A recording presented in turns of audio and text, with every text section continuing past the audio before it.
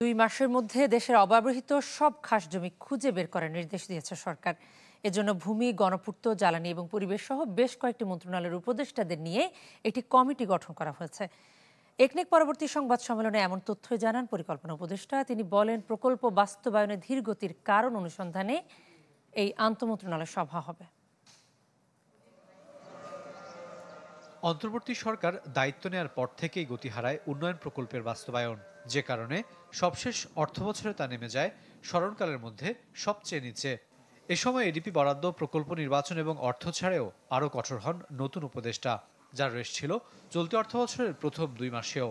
ফলে এই সময় এডিপি ব্যয় নেমেছে 2.5% নিচে, যার কারণ অনুসন্ধানে আগামী সপ্তাহের মধ্যে আন্তঃমন্ত্রণালয় বৈঠক করার কথা জানান ডক্টর ওয়াহিদুদ্দিন মাহমুদ। সপ্তাহে আন্তঃমন্ত্রণালয় একটা বৈঠক ডেকেছি, যেখানে আমরা এডিপি বাস্তবায়নের অগ্রগতি কেন হচ্ছে না এগুলো নিয়ে আলাপ করব।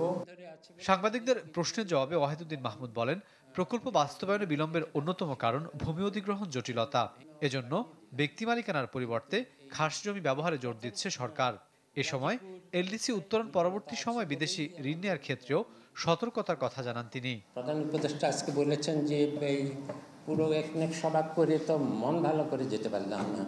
তার কারণ হলো সবগুলোই হলো আগের প্রকল্প, এগুলাকে কী করে সংশোধন করা হলো, জোড়াতালি দেওয়া হলো।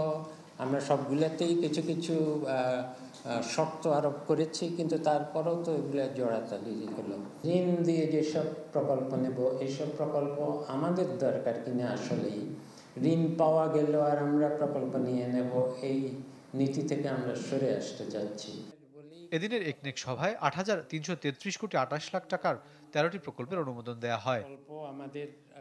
রাকিব আল জাবেদ, চ্যানেল 24, ঢাকা।